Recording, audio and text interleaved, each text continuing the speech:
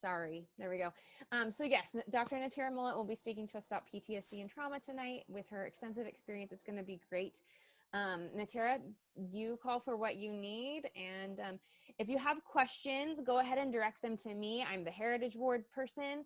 And Natira will have a couple of places in her presentation where she'll take questions and I will just read them out to her to remain anonymous. And then we will go from there. So take it away. Awesome. Let me see. Can you enable me to share my screen? Yes. Give me 1 second. I apologize. No, it's okay. Okay, you should be good. Perfect.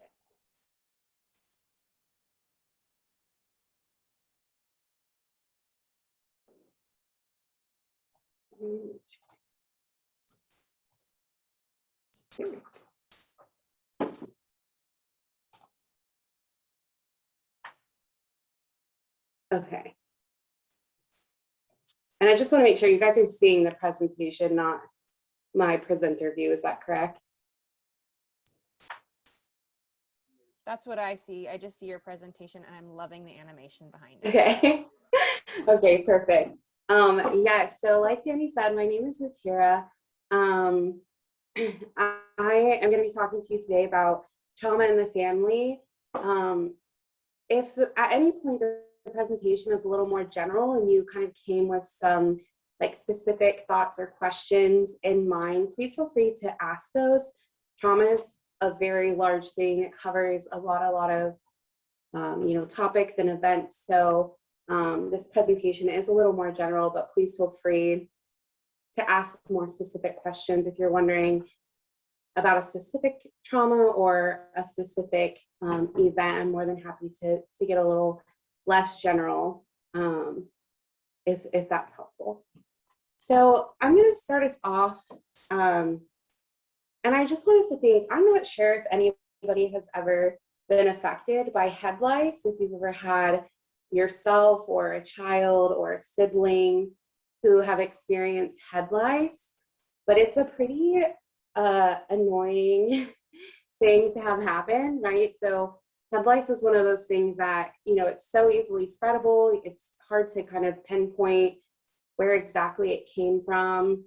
But I'm sure you can imagine once one person in your house has head lice, it's kind of something that everyone has to take their turn getting sat down to get their hair combed through and get the special shampoo and washing, all the bedding and all the furniture that that person may have sat on, or anyone else who's been exposed to the person who has head lice in your family. So it's a pretty extensive process, and sometimes it can take a long period of time to finally get rid of or feel rid of the head lice. And this is kind of a little bit of a silly example, but in a similar manner that head lice is kind of, even if it's one person kind of bringing it in, it becomes a family affair. Trauma is really the same way. It doesn't really matter who it is that experiences the trauma or brings it into the house, so to say. As the person who has survived a trauma, it really has those kind of effects immediately, and then kind of lasting on the family. And maybe similar to trauma, sometimes there can be beliefs from others outside of your house about what it means. Sometimes falsities are spread, like you have to be a dirty person to have head lice, which isn't true. Anybody can get head lice.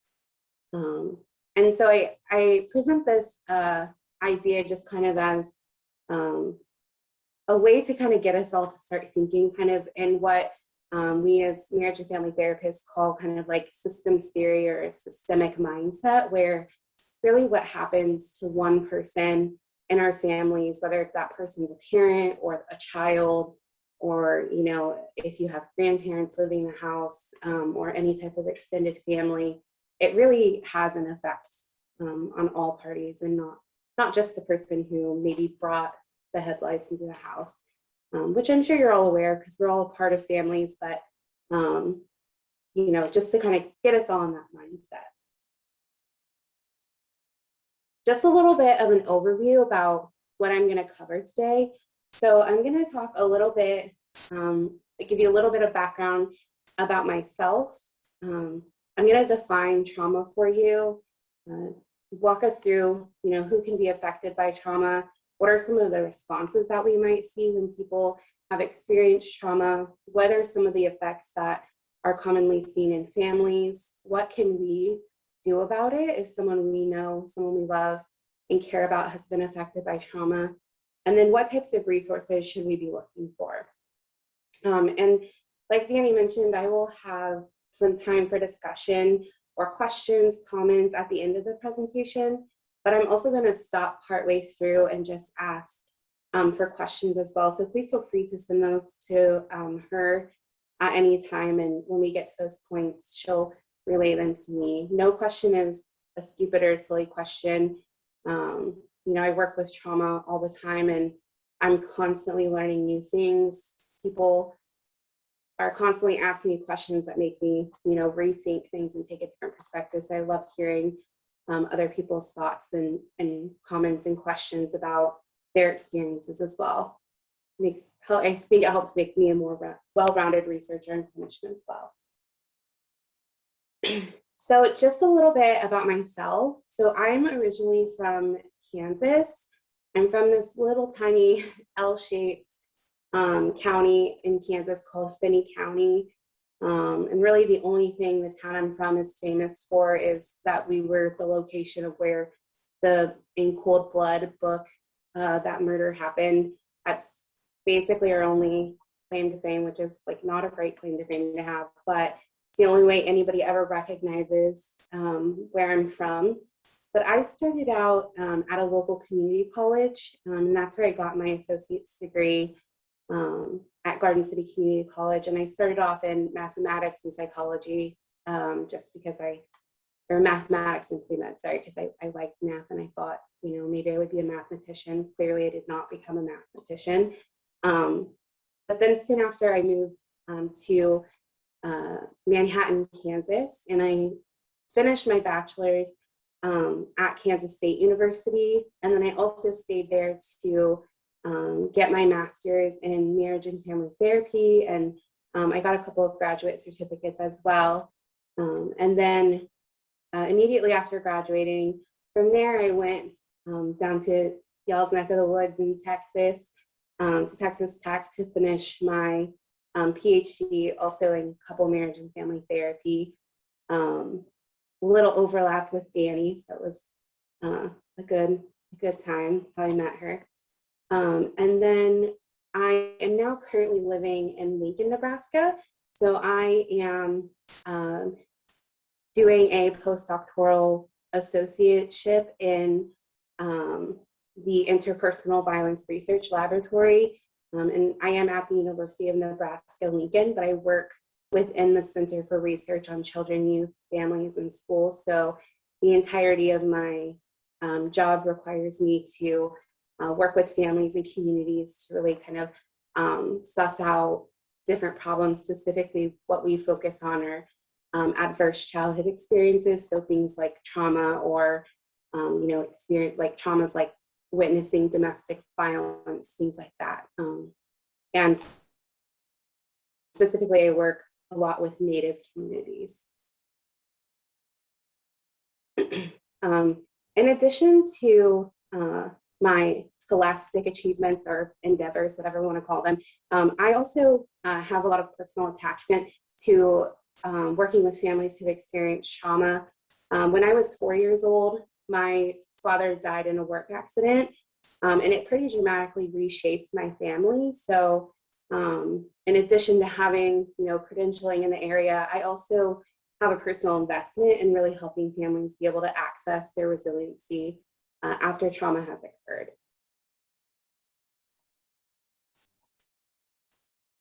So just a little definition here. It's pretty simplistic. This is a pretty simplistic definition for something that is a very complex idea. So according to the American Psychological Association, a trauma is an emotional response to a terrible event. So And if the terrible event, it can include a variety of things, and it's also somewhat subjective. So we know that two people can go through the same situation, experience the same event, and one person can experience it as being traumatic and the other person may not have that same experience. So it's subjective in that way, but it really covers a pretty wide variety of events, from car crashes to natural disasters to sexual assault to the death of a family member. And we also know that there are a lot of different ways that people can be exposed to trauma. So just in person, the event happening to someone else. We also know that they can learn about the traumatic event from that occurred to either a close family member or a close friend, and that can be a traumatic experience as well, of learning about that. Or if you hold a position like a paramedic or an ER doctor or something like that, experience repeated or extreme exposure to the kind of those gory details of trauma can also, or traumatic events can also cause you to have or experience that as traumatic as well. Thinking about who it is that is actually affected by trauma. So I'm sure you're not surprised by this, but it really can kind of be anybody. So thinking from a family perspective, it can be, children in the family, it can be the parents, grandparents, or other extended family members. Trauma really isn't something that discriminates in the sense that, there are definitely situations where, we can do things to be careful or safe and protecting certain people, right? Like we can, choose a safe nursing home for our family if they need that care. We can choose, to the best of our ability, safe daycares for children. But to a certain extent, some of those things are out of our control. We don't control where a natural disaster hits, or we don't control when car accidents happen necessarily. So really, trauma is something that a lot of people are affected by. I imagine that we all know somebody who has been affected by a trauma. I'm sure we can recall, somebody in our close circle who has been. So again, really, it's not something specific that there's, a certain group of people who need to watch out more than others.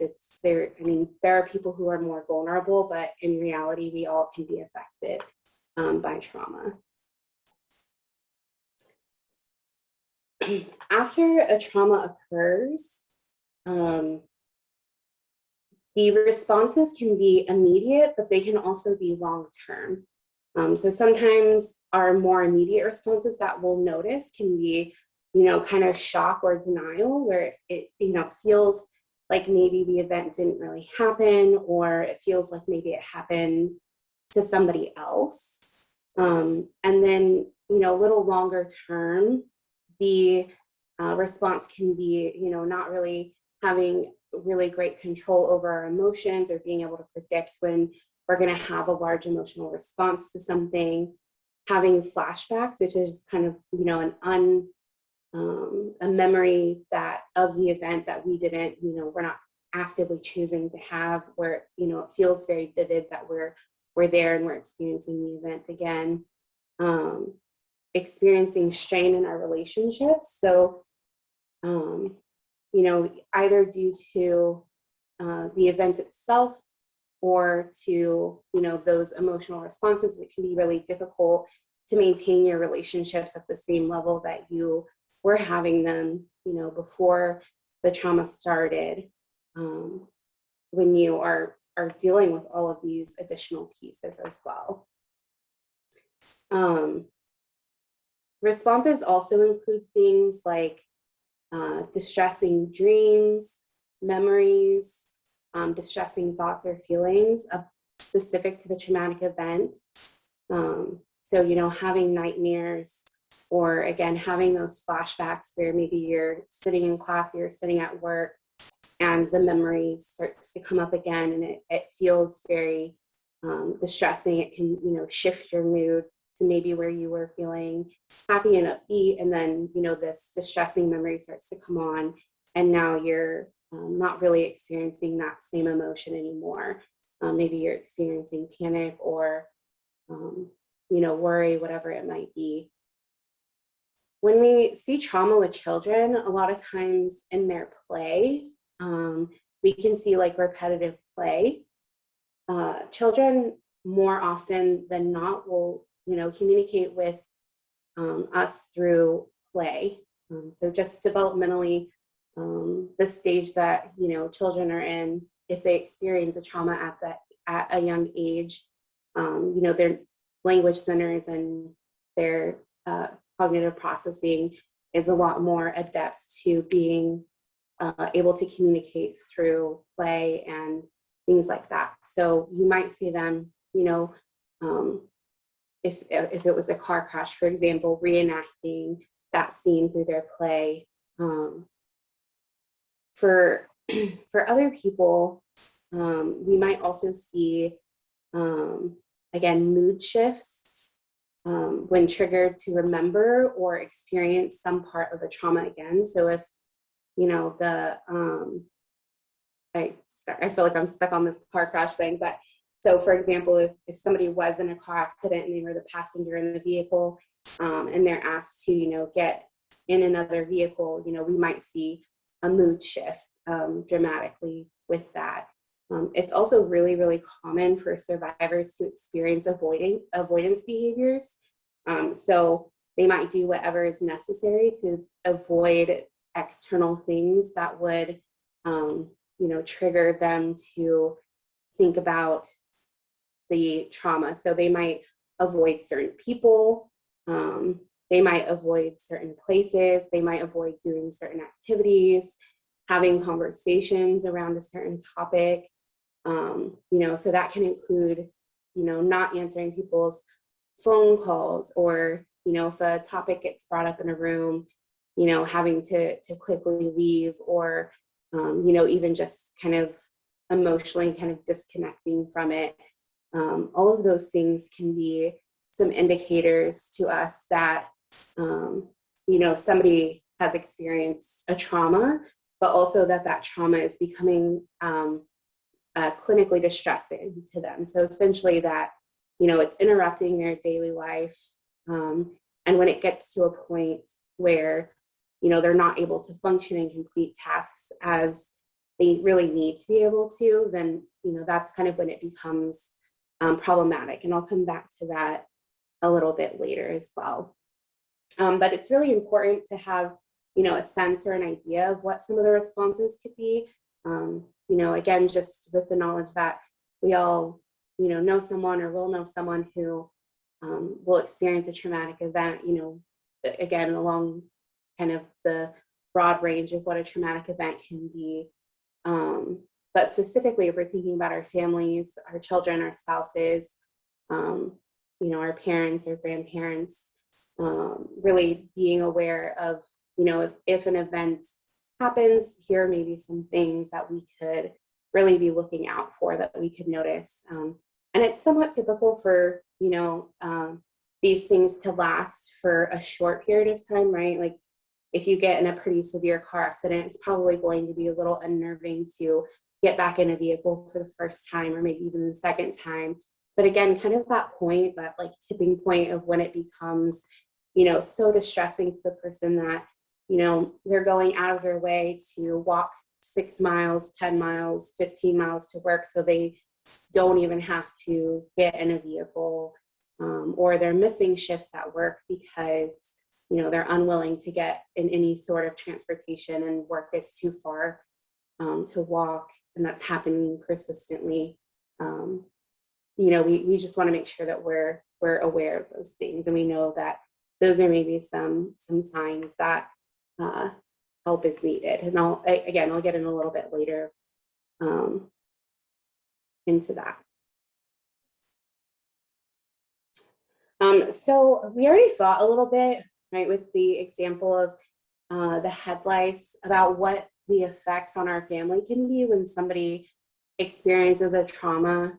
Um, even though an event might only happen to one person, it's certainly going to kind of send some waves through the entire family, right? So if one sibling was, or one child was, um, experienced something, maybe they were in school when an intruder came into their building or something, and they have a different sibling who doesn't go to the same school, right? It certainly wouldn't be shocking that the other sibling would be afraid for the sibling that had that experience, or feel more clingy to that sibling maybe than normal.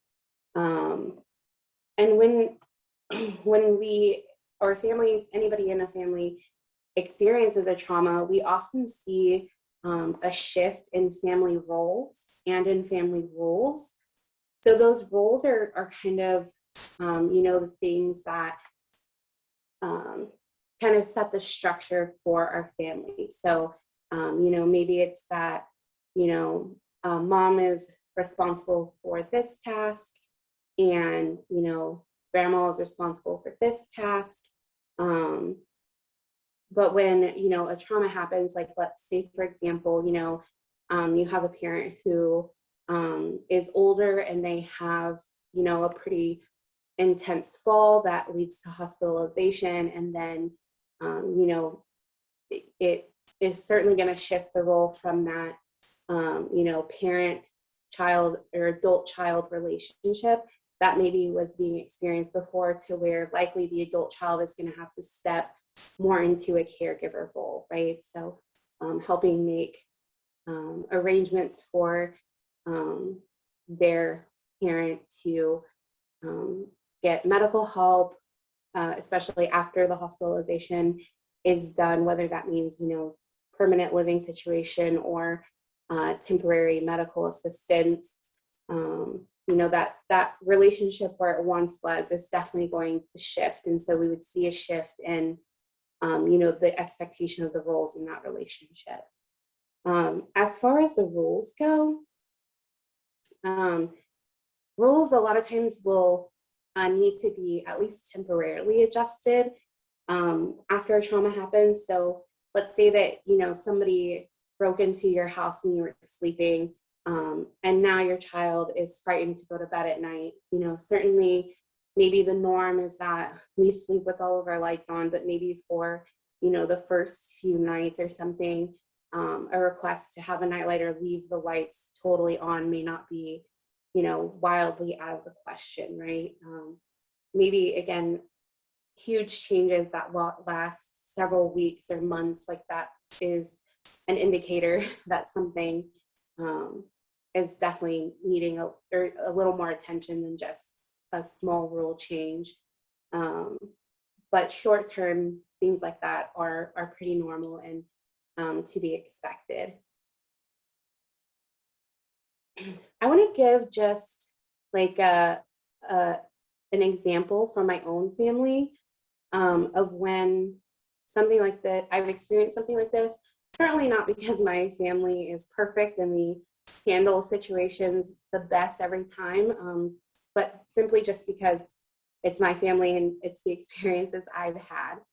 So I mentioned earlier that when I was younger, my father passed away in a work accident. And so, my family went from having, I have an older brother and an older sister.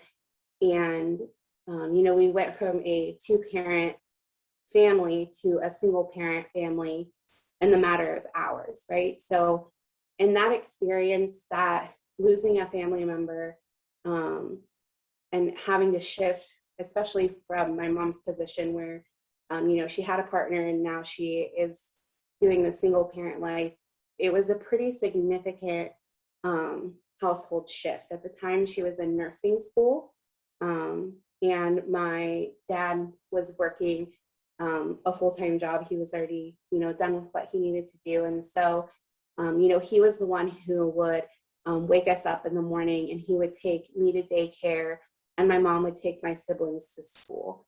They were kind of on opposite sides of town, right? So now she had to figure out who's gonna figure out or find time, or added whatever it is to be able to get me up in the morning like he used to do and take me to daycare, as well as getting my siblings to school.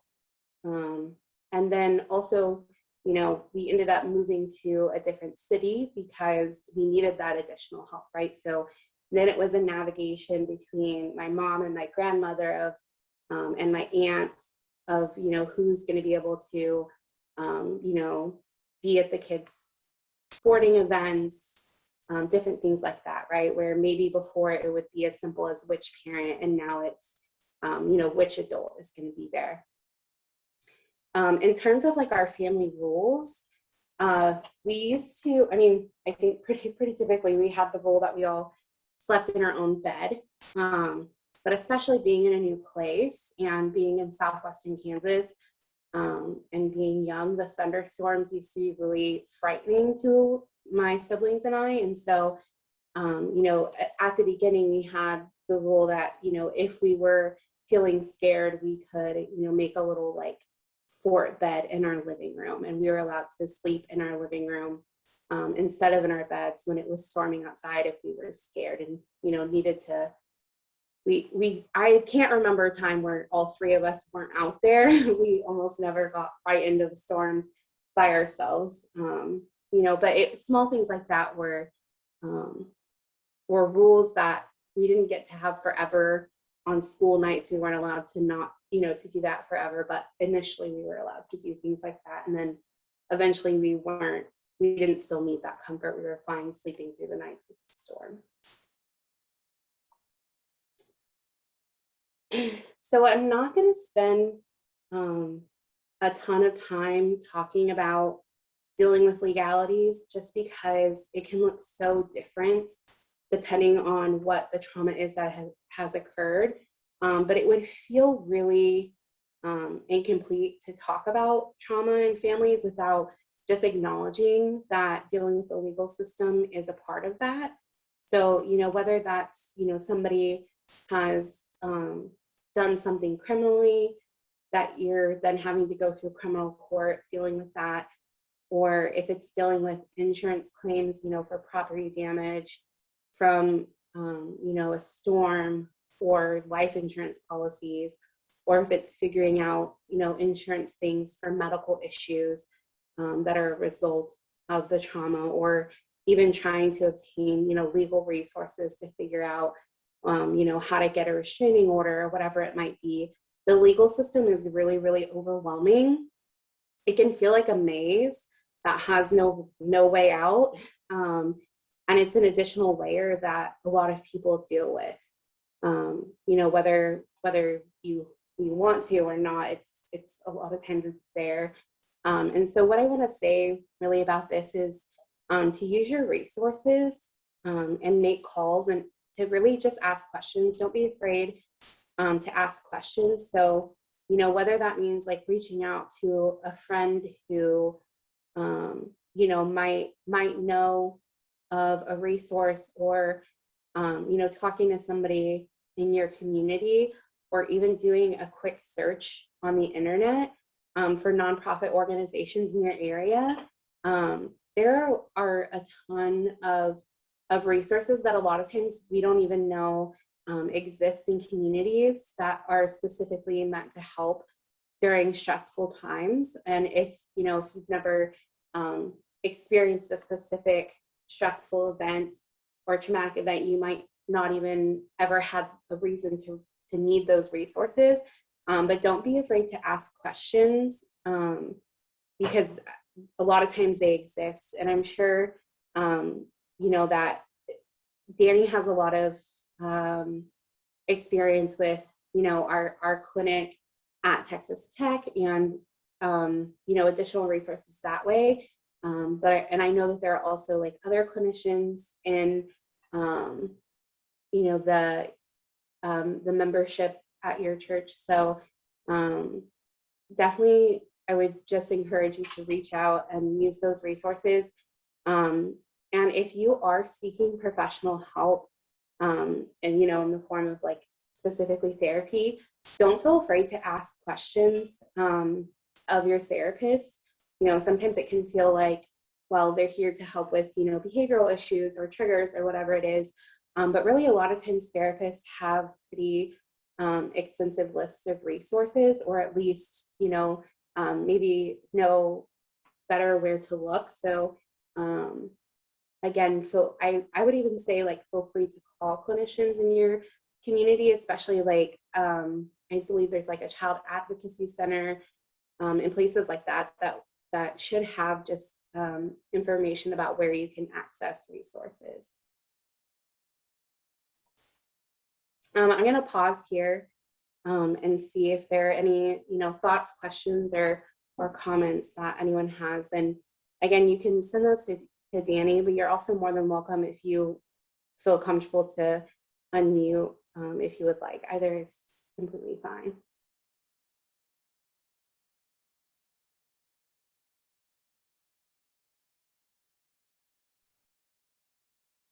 I was wondering if you could discuss a little more about the children and what the trauma might look like for them, if you could.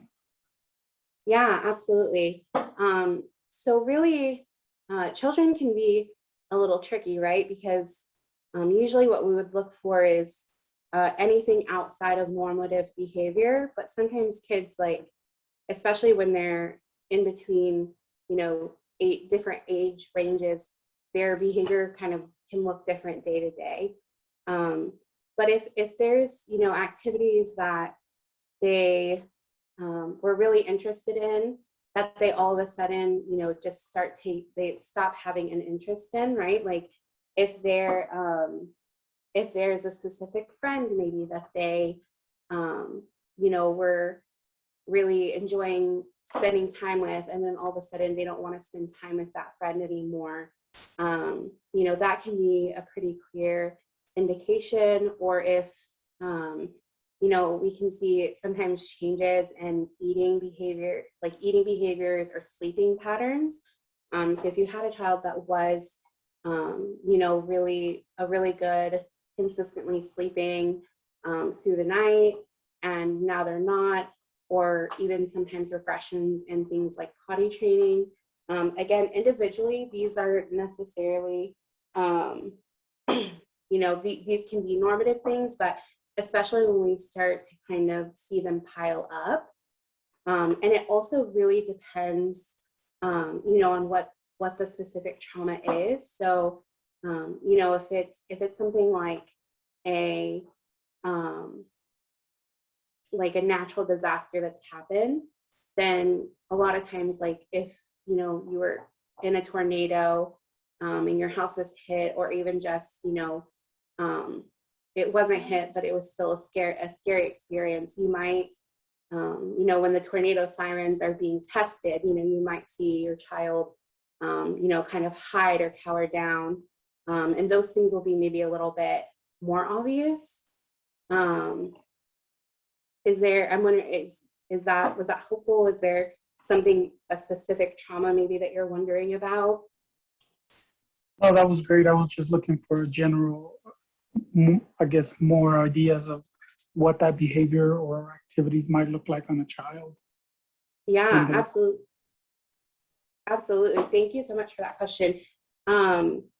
One thing also that I would add to that is your other adults or even, your other children, if it's a multi-child family, can be really good resources too. If they, are noticing different things. If your child's in like a public or a private school system, obviously it'd be a little different if you were doing homeschooling, because probably a parent would be the teacher, right? But if you had a tutor or anything like that, if they're displaying different behaviors outside of just your home context, that's an important thing to know. So if you, you're worried about your child, it's not a bad idea to ask, other adults who might be a part of their life if they've noticed anything different. You know, is your kid more quiet in class than they usually are? Are they engaging any differently with other kids? You know, maybe they used to be a really socially engaged kid and now they're playing more by themselves or doing, again, those repetitive play behaviors. Those are all good things to look for. Thank you so much. Yeah.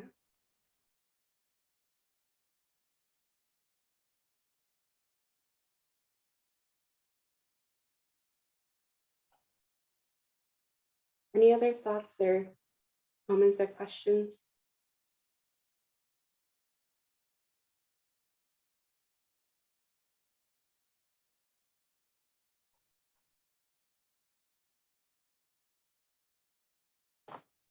We'll check in with Danny just to see if there's any questions for me. None in the chat right now, Natira. Cool.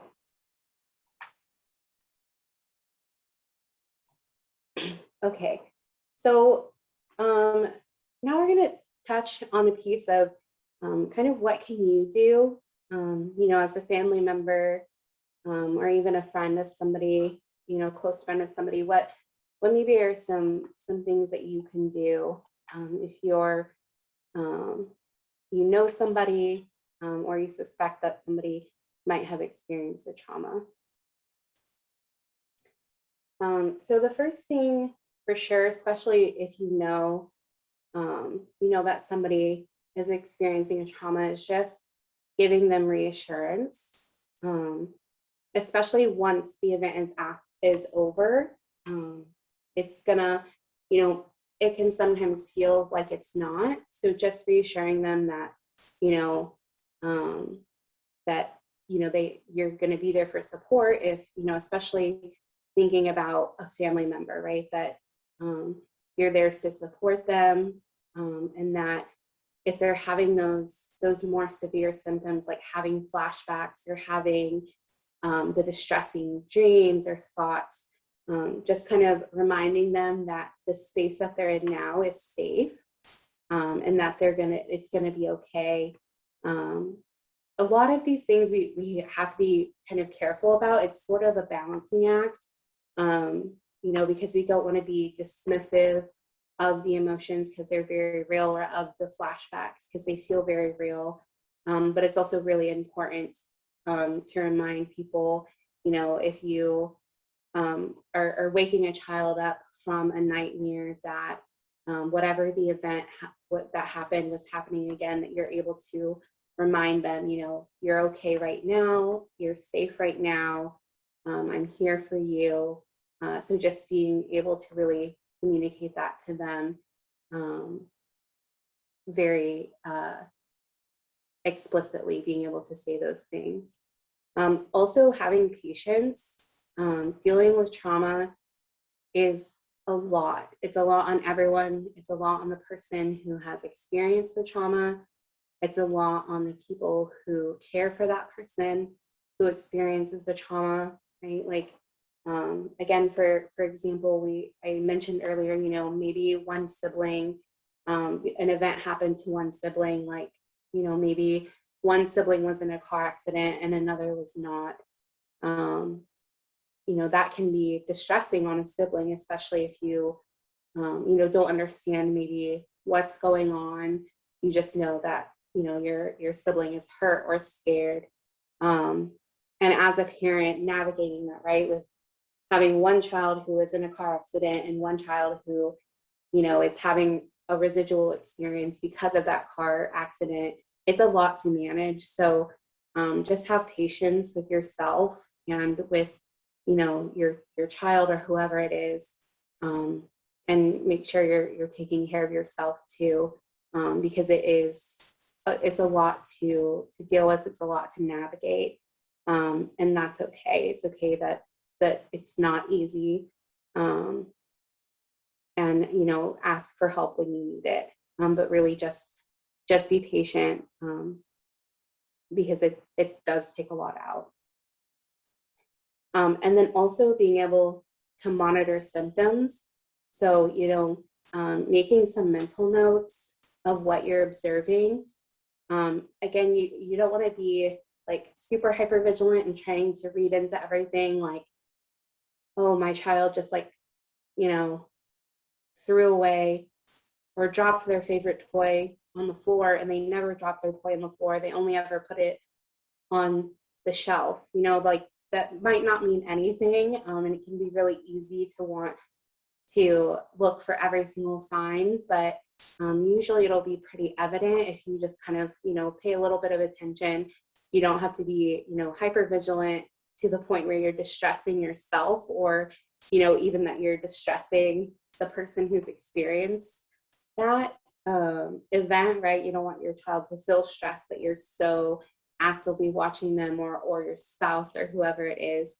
So just, you know, kind of paying attention to seeing if you're noticing any of those symptoms, or, you know, if there are times where you notice somebody not engaging like they normally would, or not having a difficult time sleeping, or eating, you know, more or less than what they normally would. Because again, sometimes those can be normative things, right? When kids go through growth spurts, they're going to probably eat more than what they normally would. And that's not necessarily abnormal. But that in conjunction with other things like not being able to sleep, or being afraid to go to school, things like that are things that you'll want to pay attention to. And again, just kind of taking mental notes of what you're seeing. Obviously, you're not going to want to follow them around and with a notepad and write down, you know, put their left shoe on first, but just kind of monitor it. You know your family members better than anybody else. So, you know, if it's concerning to you, then it's probably of concern. But if, you know, if it feels normative, then, you know, maybe kind of keep it in your mind. And then if you're noticing other things as well, then, you know, seek help at that point. When it comes to engaging with the person who has experienced the trauma, it's really important to listen.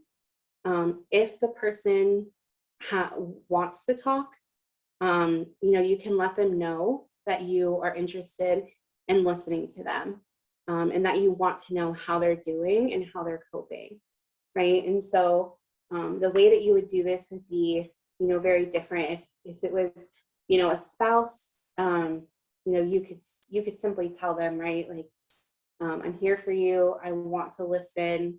If you want to talk, I want to listen. I want to know how you're doing, and give them some space, you know, to share with you, and don't, you know, try to overspeak them, or to, you know, try to, you know, push them towards a solution of, well, if you're having a hard time sleeping, then maybe we should get you some melatonin, or maybe we should stop watching TV at a certain time, right? Like it's really important to just kind of stop and listen. Our natural human instinct is to want to problem solve, and that's really great sometimes, but initially, especially when someone hasn't shared with you, and maybe they're ready to for the first time, just really making sure that you're being a good listener. And you're going to have reactions, and that's okay. But really making sure that your focus is being there for the person that you're offering to listen to. Also, having grounding resources is really helpful. That can be a little bit different for everyone. Sometimes people like journaling, and sometimes people like things more like doing mindfulness or meditation. So a grounding exercise or a grounding tool is really something that can help just kind of bring us back down, right? So I'm sure maybe we can all even imagine, like, you know, maybe you had just like a really bad day at work, and you're in your head, and that's all you're thinking about is just how awful your day has been, or how annoyed you are with something. And then there's kind of a moment where it just flips and your attention is drawn somewhere else. I think we all experience this too sometimes when we're driving, right? We might, be driving and then we're at our destination, but we're not entirely sure like how we got there, but we know we did. So sometimes when those things happen, having those grounding tools can be really helpful. You can search, like, again, like the internet is your best friend, especially if you're not seeking professional help. If you are seeking professional help, your therapist is a great resource. They're probably doing a lot of this already, but especially for kind of that middle spot of like experiencing some symptoms, but maybe not to the point where we need therapy yet. Grounding exercises can be really helpful. So again, some people like to journal. So just getting yourself or your child or your partner or your parent, whoever it is, a notebook where they can, kind of just reflect on the day or reflect on what's happening or write out feelings of what the current situation is, can be helpful. Some people don't like journaling. Some people like to do things like make playlists on Spotify or listen to a certain radio station. Different people like different things. Some people might find reading a good grounding exercise, something that kind of will take what's happening and kind of shift your attention into the present, into the here and now. And again, you can do some Google searching and search, grounding exercises or grounding tools, and find a lot of different resources in that, from just that Google search. And then lastly, this idea of knowing is not believing, is not the same thing as believing. So a lot of times when I work with survivors, we talk about this idea that we can know that we're safe, or we can know that whatever the belief is that we have learned from the traumatic event is not true, right? Like if someone broke into my house one time and I got all of my locks fixed, and maybe now I even have a security system, or maybe I whatever the situation is, I got a dog, like maybe now I know that like that same person is not going to come back into my house. Maybe they're in jail, whatever it is, I can know that. But believing is a different thing, right? So there's a lot of things that happen to our body physically when we experience a trauma. And again, I'm not going to go, super in depth to that, just because it can be different depending on what the experience is. But our brain definitely has a reaction, and it can store, if an event is stored as traumatic, what that means can be really different for a lot of people. So, I can cognitively know that I'm safe, but my body might be having a different reaction, and that's okay. And it can take some time for that knowledge to become a belief, right? So the knowledge is kind of more of just like that. Yes, I know the information, and the belief is more of like, and my immediate reactions show that. And I'm sure there are other ways to think about that too. That's just like typically what, it can be an easy way to kind of differentiate between those two things, but it's going to take time for things to get back to normal, and that's okay. And it might even take, there might even be times where, maybe you were in a car accident while it was, storming outside, and you've been able to get back in a car, but not while it was storming, but you think you're fine, but you haven't had the opportunity to drive in the storm again. And then maybe a year later is when the first storm happens again. And again, that's okay. That can be, a trigger that you haven't been able to work through. And it doesn't mean that you're broken and you're damaged. It just means like our bodies remember things differently than sometimes that we're aware that they do. And again, that's a normal thing. And if it doesn't become overly distressing to the point, again, where you're missing work or you're refusing to drive, maybe you sell your car so you don't have to drive it. Like those are all things, that can indicate to us, okay, maybe this is a bigger deal than what I can handle on my own. But if it's just as simple as, today I was scared to drive, that's okay. And those things are normal. I want to go again back to my family. And this is a picture of my mom and my stepdad. My mom's name is Susan. That's why her name is on the screen. And I chose this picture specifically because this vehicle that she's standing in front of is a part of the story. So my mom is an LPN. She's a nurse. She works at a doctor's office.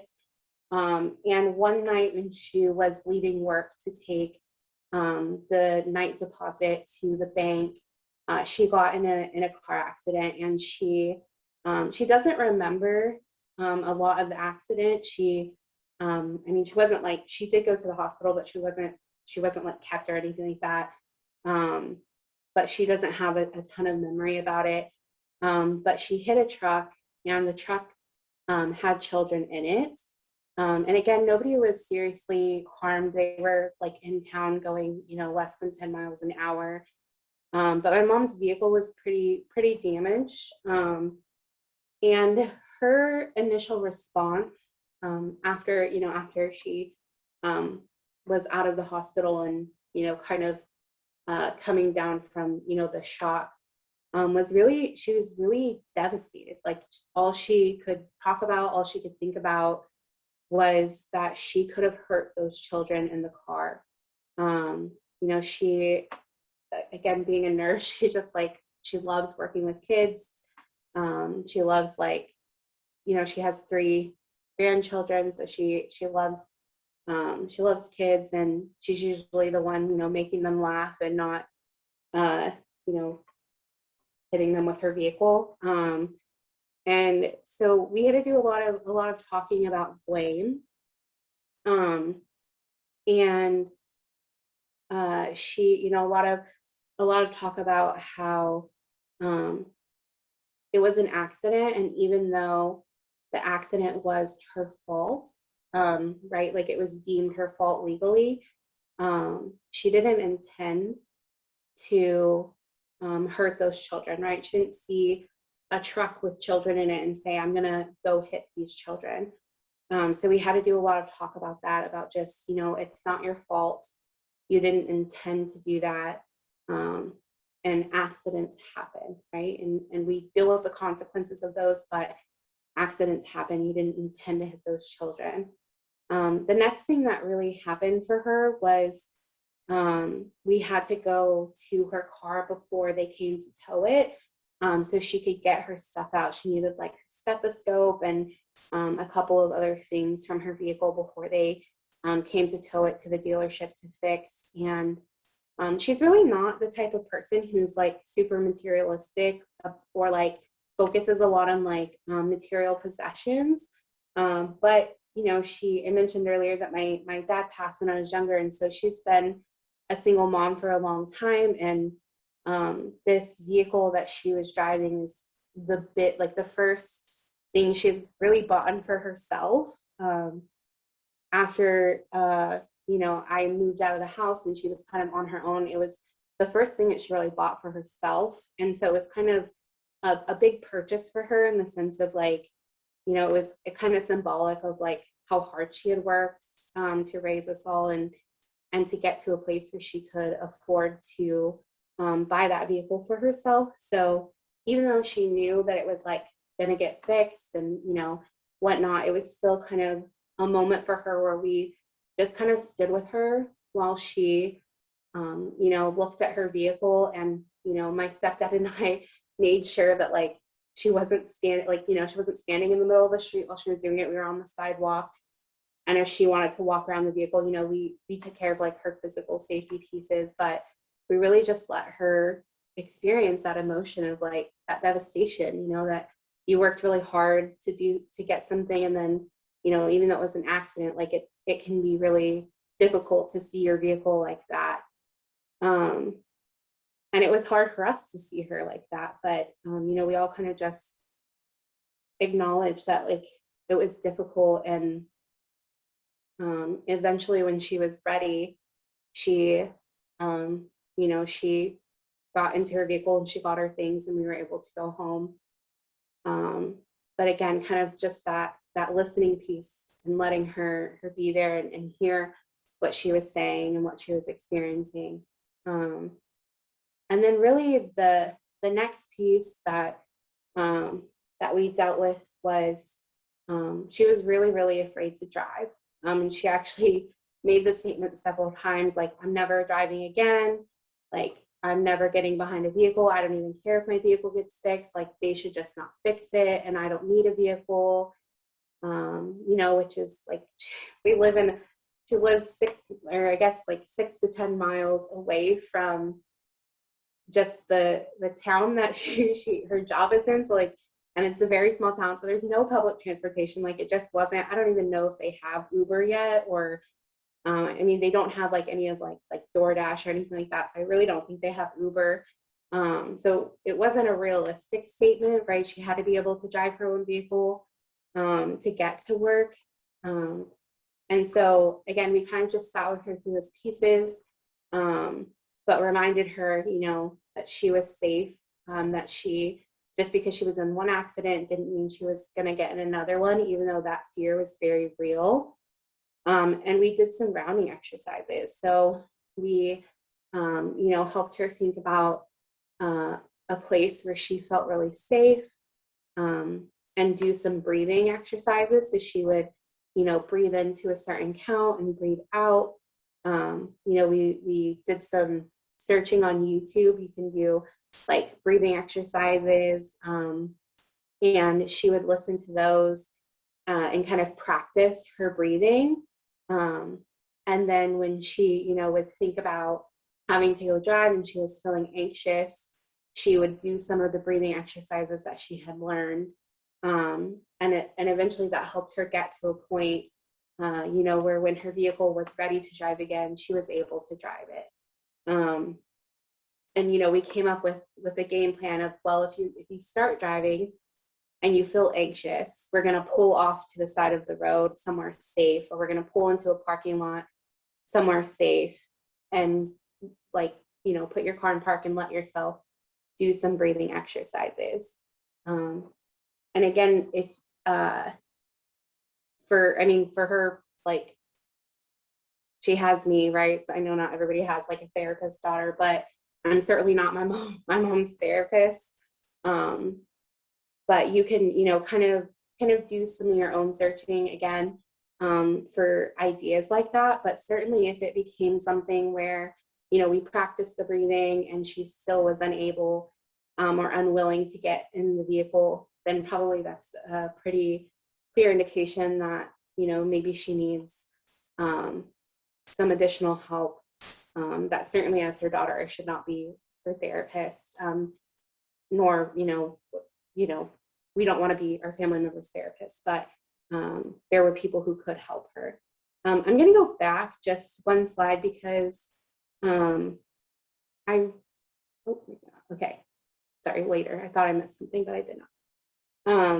Yeah, so again, if she was able to get back behind the wheel and drive, and so she did not seek therapy, but we definitely were monitoring her. You know, my stepdad and I were texting, and, you know, he would, you know, just check in with her, like, how was work today? And if she would not mention anything about driving, then, you know, we knew it was okay. Usually she would tell us, like, without being specifically prompted, she would tell us, oh, I was like a little bit scared when I got in my car, but then my drive was good and work was good. Right. So you can ask more specifically, like, how was your drive to work today? And if she completely avoided the situation, or if she, you know, just broke down into tears, again, those are all not normal things that she would do. She doesn't normally break into tears or change the subject when you ask her about driving. So those would all have been indications to us that she needed some more help than what breathing exercises alone were able to give her.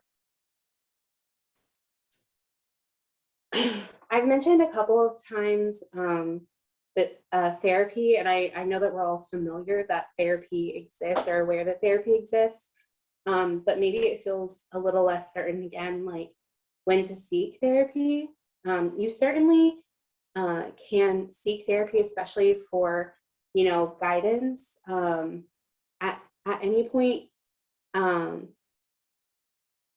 There are definitely times where therapy is more advantageous, right? So your initial response doesn't necessarily have to be every time a traumatic event happens, immediately get somebody into therapy.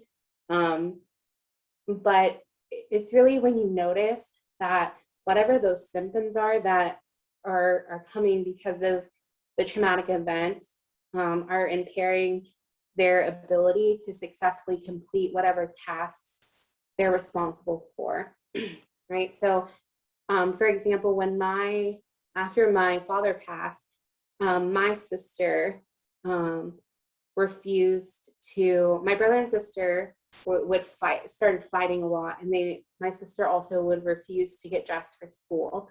And so, my mom sought therapy to deal with her own experiences of his death, but also for advice on things like that, of these consistent issues. And I know that we were seen by the therapist, but I was 4, so I really don't remember being seen, but things like that, right, where my brother and sister at least were pretty severely harming each other, and that is a pretty clear indication. You don't want to wait if your children are harming themselves or other people. You just seek help pretty immediately for that. But there is going to be a little bit of an adjustment period, but if it's been several weeks and you're noticing that the person is needing significant adjustments to be able to just complete normal tasks, that's probably a pretty good indicator that therapy could be helpful. And that might mean individual therapy for whoever the person is that experienced the trauma. So if it's a child, again, it might mean play therapy. And depending on the type of clinician, they may or may not ask you to be a part of that. Excuse me. It can also mean individual therapy, again, for an adult if they were in some type of accident or experienced a trauma that was specific to them. It also might mean couples therapy. Again, it really depends on the type of clinician that you're working with, what type of what we call a constellation, so who's in the room they might ask to see. And then lastly, it might mean whole family therapy, right? So this is probably most likely with a marriage and family therapist, but especially if it was an event that affected all of your family members, it could be potentially more advantageous to have everybody kind of in one room. Sometimes that's not true, but again, it kind of depends on your clinician. But generally, these are kind of the options that you might have is, kind of one person or the child doing play therapy, the couple, or the whole family, and it can be different combinations of those, but I'd say those are kind of the most common that we see or that are done. Just a couple of things to note that are maybe not so helpful that we maybe want to try to avoid when someone has experienced a trauma and we are interacting with them or excuse me, responding to them, is avoiding blame. This is and helping understand blame as well. So it's really easy when we've experienced a trauma to want to blame ourselves. It can give us a sense of control, but also it can just be like a natural response to, want to blame yourself and think that you did something to deserve it. And that's certainly not true. Or, if your child is harmed, it can be easy as a parent to want to blame yourself for that as well. again, this is really anybody in your family, right? It can be easy to want to blame yourself if your parent, got in an accident and fell down and harmed themselves for, thinking about why weren't you there and what you could have done more of. And while those things are very natural, they're really not that helpful, in the sense that they're not true. So unless you actually physically meant to harm another person, accidents are accidents, and even if you're someone in your family experienced sexual assault, again, you're not always able to prevent those things, right? We can do things to help keep our kids safe, keep ourselves safe, keep others safe, but there's a certain level that's out of our control. So again, in that, being patient with yourself and being patient with others, just remember that you're doing the best that you can, and just being really overt with those messages that it's like with my mom, it wasn't your intention to hit kids in the vehicle, right? Like, you even though the accident was deemed your fault, like, your intent was not to hurt other people. So just being really overt with those things for other people. And if you're caring for a child, being really overt with that for yourself, right? And finding people if you need to. Again, this is a place where maybe you can watch out for noticing if therapy is necessary. If you're finding yourself really unable to get out of that place of self-blame, if your child was harmed and you really can't get out of that place, that could be a good time to seek therapy for yourself as well. Again, in thinking about that whole family therapy, or that trauma can also be, hearing about trauma that happened to somebody very close to you. It's not abnormal for parents to become overly distressed, or partners to become overly distressed just knowing about the event. So, also, if you are aware that that's happening for you, it's okay to seek therapy for yourself as well. Even if you aren't the person who experienced the trauma directly, it's okay to seek therapy for that as well. Be really intentional about your timing, specifically about when you're talking with somebody about the traumatic event. If something happened at your child's school, and that one of their triggers is being afraid to go to school or getting ready for school in the morning, you certainly don't want to start a conversation with them first thing in the morning about talking about the traumatic event itself, right? Or if you have a friend or a family member that maybe you work with, or that you're out in public with, if there are other people around, maybe that's not the best time to have that conversation. So just being really intentional about thinking about who's around, or maybe what that person has to do with the rest of their day. Maybe first thing in the morning, or when all of the kids are awake, might not be the best time to talk to your spouse about a trauma they experience, right? Maybe it's later in the evening, when the kids are in bed, or when the kids are at school, if neither of you have to work or something like that. And then lastly, managing your expectations. It's expecting someone to tell you about their trauma or tell you about their story is just not an expectation that is realistic. So sometimes kids are gonna, or adults are gonna want to talk about their experience, and that's okay if they want to talk with you about that. But they also might not want to, and that's okay too. Again, we all deal and process trauma very, very differently. And there's no right or wrong way to do it. Sometimes it might be, someone's not ready initially to talk about their experience, but maybe, 5 or 10 years down the road, maybe then they'll be ready to talk about it then. And all of those things are okay. And also being really intentional about sharing someone else's experience without their consent. So not specifically, it's this idea that not everyone has a right to know what has happened. That's not to say that experiencing a trauma is shameful or that it needs to be hidden or it needs to be a secret.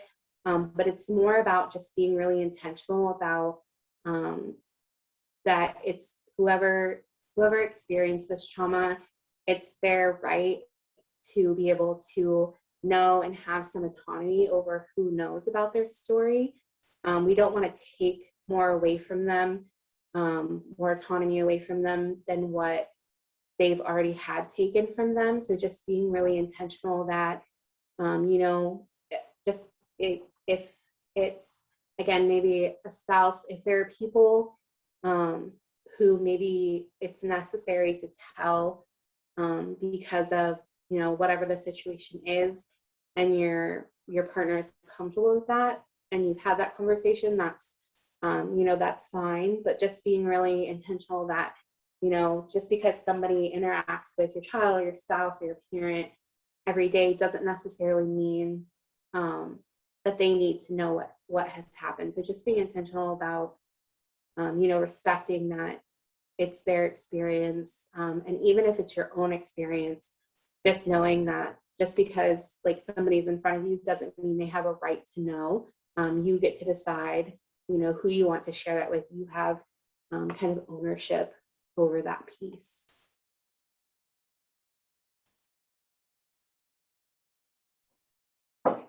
And then lastly, before I stop and ask for questions or thoughts or any pieces for discussion, again, I would really encourage you to use, when you're looking for resources, to use your resources to find those things. So do some searches for, I began to kind of gather a list, but it just because this is such a broad idea of, the term trauma and how many different ways it can happen, it quickly became just a lot. But you can do quick searches online, for something specific. And there's going to be lots of websites that pop up for you. I know that like the CDC will have some websites, and there will be like a lot of times like different agencies that also provide therapy will have information on their website. Sometimes it's like worksheets, sometimes it's just information for parents if their child has experienced a certain thing. I know even in my like searching for, resources available currently, there was a website that talked about, how to talk with your kids about, if a school shooting happened at their school, or, if they're asking you questions about that. And it included, really practical steps like, maybe needing to take breaks from watching the news if, one of the triggers is hearing about school shootings, that could be necessary. So, be critical of those things, make sure it makes sense to you and it's not, it can be really easy to find some outlandish things on the internet, but, if you're finding some different therapy websites, or you're finding, some different like organizational websites or, government agencies that are specifically meant to help with those things, those things are usually trustworthy. I would also encourage you to, to do some searching for books. Books that are helpful for people can be, very different and varied. But there are lots of good books, and then also support groups.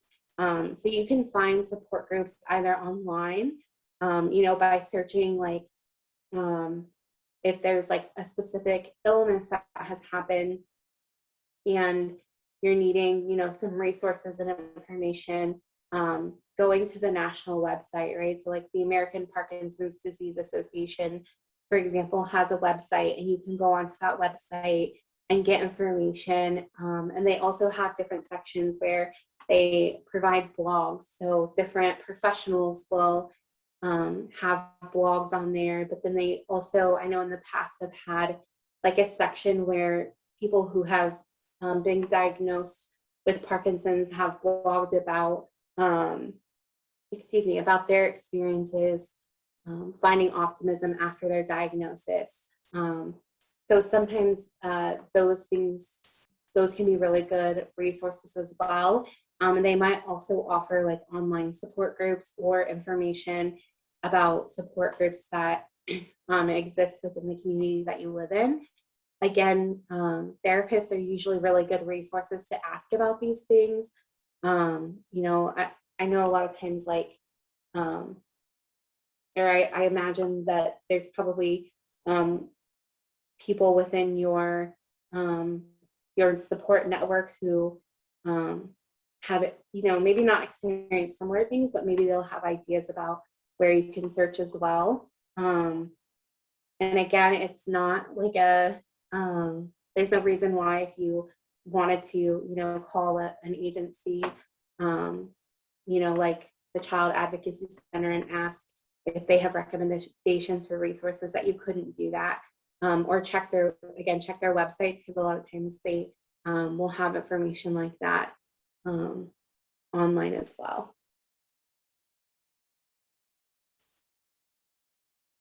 Okay, so at this point, I'll ask if there's any questions or any pieces of discussion that you wanted to share, bring up, any specific maybe resources or anything like that you were hoping to get that I could be helpful with. I will share with you, Natera, there is a comment in the chat. Somebody just said, thank you so much, that this has been really, really helpful, and they really appreciate it. But yes, if there are more, I'm here manning the chat. If you want to just unmute as well and talk to Natera directly, please do so.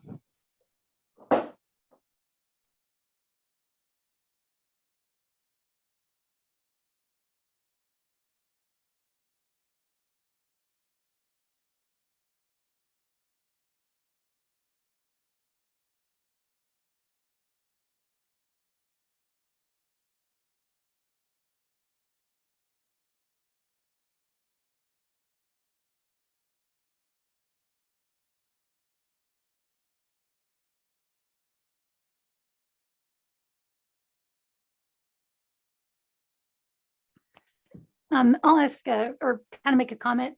First of all, thank you so much. This has been, you are so thorough with everything, and I thank you so much for being so clear and sensitive.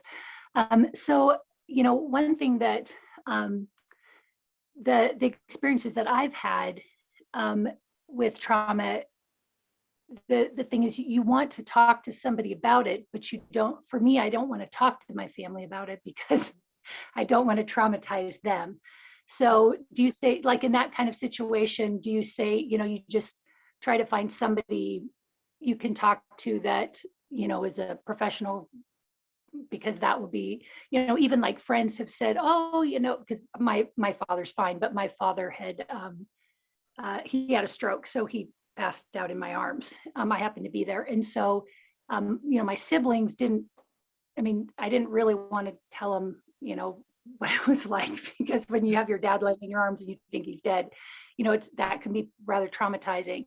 So do you think, when things like that happen, is that best to, try to find somebody, not that, I don't know if I necessarily wanted to talk about it, but in some ways, I think it's good just to process it, because otherwise you just internalize it. So in those cases, do you just, do you suggest talk to your family if they ask you about it, or talk to somebody else who's not in the family? Yeah, that's a really great and really important question.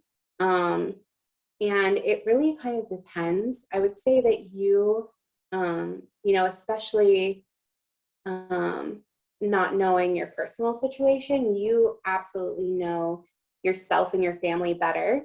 And so it's really important that if you're going to discuss trauma, that you feel really comfortable with it, right? Part of you know, what you said is such a common response, and we get it a lot even as therapists of like, you know, I'm coming to therapy to talk about my trauma, but I don't want to be a burden on you. And it's like, that's like actually what you're paying me to do, is to like, you know, process this trauma with you, right? So I think it's a pretty natural human response to not want to be a burden on other people and to think that we might be, especially if we tend to be like a helper in our own families, right? If we're the person that people usually come to, we see that a lot. And so part of that is kind of, you know, asking yourself, is it really that this person, you know, maybe not that they can't handle, but maybe it would be better for me to talk to somebody who isn't going to have an emotional connection, you know, to my father? Or do I think like this is just myself not wanting to be a burden on other people? And kind of using your own judgment of like, if it really just feels uncomfortable for you to talk to a sibling about it, then that's completely okay. And if you want to talk to somebody about it, you know, seeking out therapy definitely can be an option. And maybe even part of what you could work on in there is, if you wanted to be able to talk with your sibling about it, you could absolutely, you know, work towards being able to do that, or have that conversation, or making, you know, a plan to maybe bring them into therapy to be able to have that conversation. So there's definitely no like right or wrong answer to that. You know, deciding to seek therapy is completely fine, and deciding to share that. The beauty of you all kind of being here today is really that you've got these, you know, this ball kind of rolling in your mind, and especially acknowledging that piece, right? That trauma can happen to anybody. Is you can kind of start identifying, you know, people in your life that you feel safe with, or resources maybe that, you know, having grounding exercises, like it's useful for a lot of things, not just, you know, when you're experiencing trauma. So having some of those things like already built as resources in your life can be really helpful. Again, not always everything you need, because we can't predict what someone's response is going to be to a traumatic event, but you've kind of got like a little bit of a leg up on trauma, and that you've got, you know, some time to think about what are the resources in your community. You know, potentially maybe even, you know, you could create a list of resources if you wanted to, you know, amongst your group or your family. So maybe everyone has access to those things. But yeah, that's a really great question. And thank you for your comment also. I'm glad that this is helpful. Thank you so much.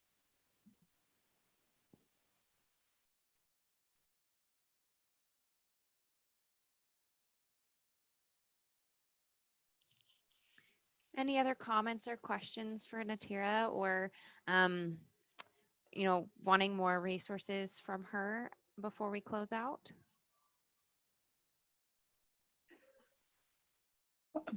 Thank you, Dr. Mullet, for sharing your story. I appreciated it. Thank you so much.